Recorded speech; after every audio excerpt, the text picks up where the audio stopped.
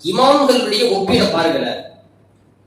லைலத்துல் கத்ருடைய இரவு யாருக்காக கிடைத்தது?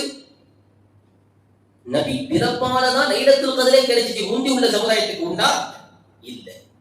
நபிக்காகத்தான் லைலத்துல் கத்ருடைய இரவே. அப்ப இங்க சிறந்தது யாரு? ரசூல் ஸல்லல்லாஹு அலைஹி வஸல்லம்.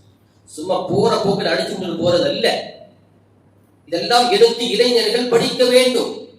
கொஞ்சமாவது யோசிக்கணும். சரி, அடுத்து வருவோம். லைலத்துல் கத்ருடைய இரவுல யாரெல்லாம் வர்றா? ஜிப்ரீல் அலைஹிஸ்ஸலாம் இருக்காங்களா இல்லையா? பூமிக்கு வராங்க.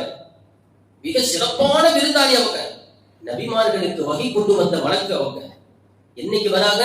லைலத்துல் கத்ருடைய இரவுல வராங்க. அல்லாஹ் சிறப்பா சொல்றானா? இவங்க ஒப்பிடுறாங்க. அல்லாஹ்வுக்கு போட்டி போடுறாங்க நினைச்சுக்க கூடாது.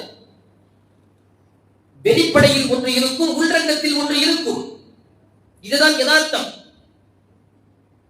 மலக்குமார்கள் தலைவர் இங்கே வருவதால் அந்த இரவை அல்லாஹ் சிறப்புப்படுத்தி சொன்னாரா இல்லையா? இப்போ இமாம் சுயூத்தி ரஹ்மத்துல்லாஹி அலைஹி சொல்றாங்க, ஜிப்ரீல் சிறந்தவரா நபி ஸல்லல்லாஹு அலைஹி வஸல்லம் சிறந்தவரா? நபிதான் சிறந்தவங்க. யாருமே மாற்ற முடியாது. நபிதான் சிறந்தவர்கள். இப்போ மலக்குமார்களை அந்த அந்த விஷயத்துல வந்துருச்சா? இரண்டாவது விஷயம் இது. மூணாவது விஷயம் சொல்றாங்க, லைலத்துல் கத்ருடைய இரவு எந்த உம்மத்துக்கு? நபி ஸல்லல்லாஹு அலைஹி வஸல்லம் உம்மத்துக்கு தான் லைலத்துல் கத்ர் இரவு, மற்ற உம்மத்துக்கு இல்ல.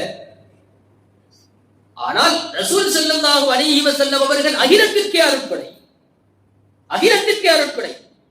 உலக மக்கள் என்று மட்டுமல்ல, எல்லா படைப்புகளுக்கும் தலைவரே ரசூல் ஸல்லல்லாஹு அலைஹி வஸல்லம் அவர்கள் தான். அப்ப இங்க சிறந்தது எது?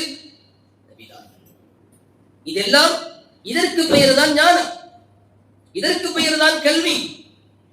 அப்படிப்பட்ட மேன்மக்களை தான் இந்த சமுதாயத்திற்கு வழிகாட்டியாக அல்லாஹ் தஆலா தேர்ந்தெடுத்தார்.